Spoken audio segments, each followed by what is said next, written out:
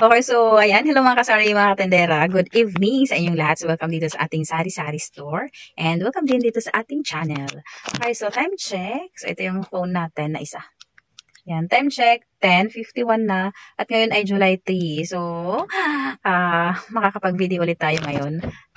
Close na kami. Yan. So kanina pa naman ako close, kaya lang naglista pa kasi ako para bukas. Kasi naglista ako ng mga kulang-kulang na namin dito sa tindahan. Kaya hindi ako nakakapag-video kaagad. Tapos gabi lang ako may oras mag-video. Pag araw kasi madami ding gawain. Kaya hindi na rin ako nakakapag-video.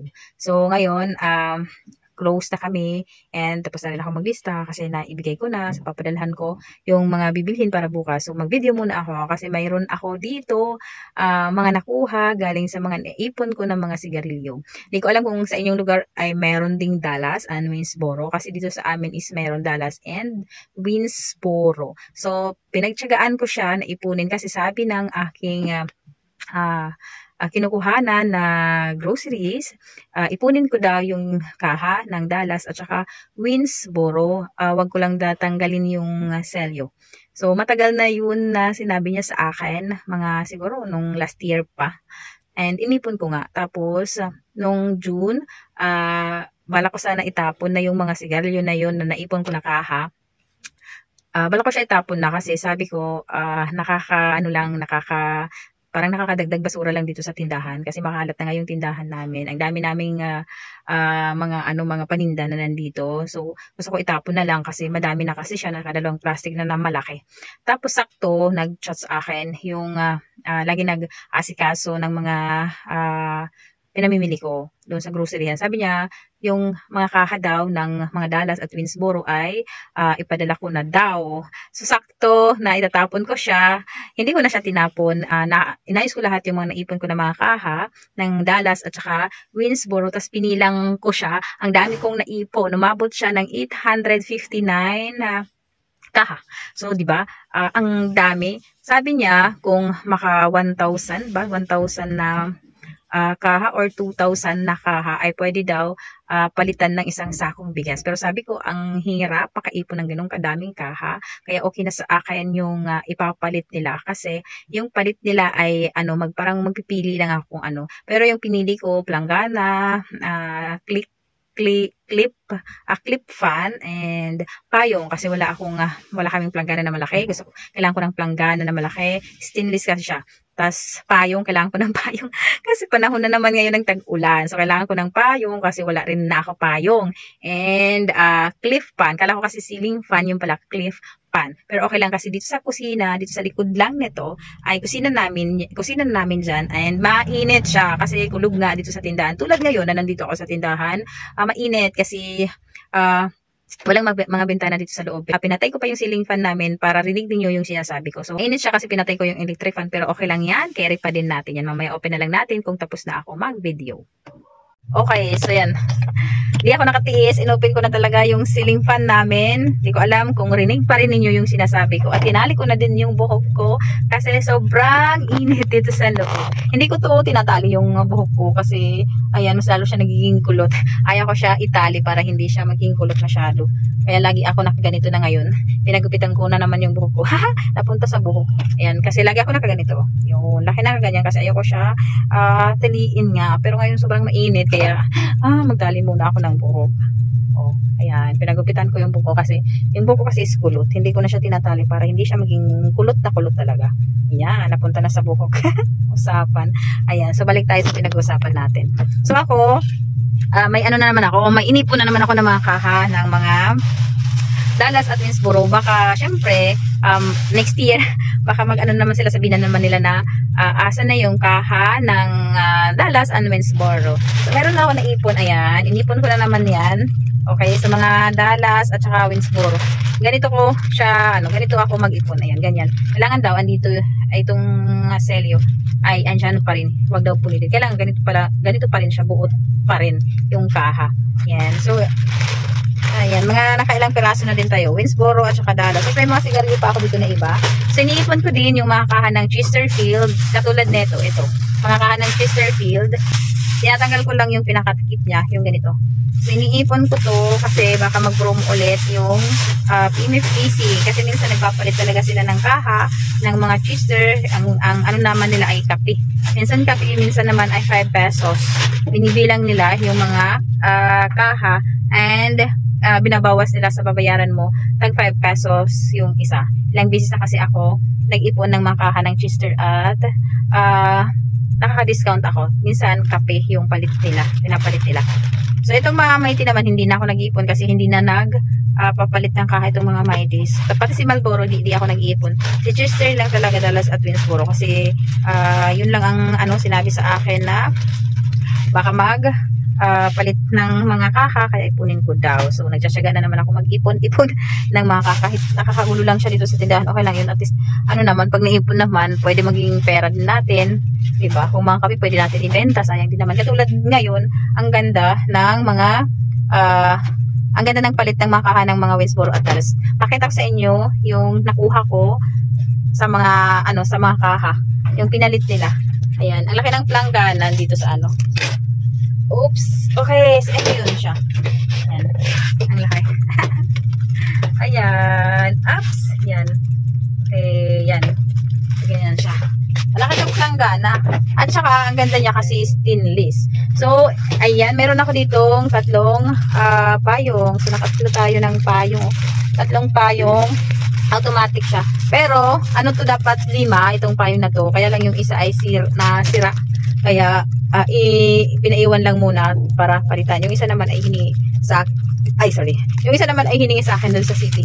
Kaya, ayan, 3 na lang yung akin. So, itong dalawa ay ibebenta ko siya. Ayan, ito na lang yung akin. Basta yung isa dito is akin, tapos yung dalawa is ibibenta ko na. O, diba? Naging pera pa siya. Tapos, mayroon din dito, ayan, clip pan. Malaki itong clip pan. Hindi ko pa siya na-try buksan. Try natin. Diba ba? Ito yung planggana, Ay, wait. Skip. So, ganito yung clip pan. Hindi ko pa ito nabuksan. So, tingnan natin kung gaano nga ba kalaki. Sakto. Sa kwarto namin, kasi sa kwarto namin is pin-aircon namin kasi sobrang init dun. Sobrang mainit kasi dito sa loob. Hindi kaya pag walang electric fan, ceiling fan. Kasi kulob. Yan. Ay, malit lang pala yung kanyang ayun tawag yung kapay patawag nito. Tapos Tagalog to. Ganito siya. Pero, 6.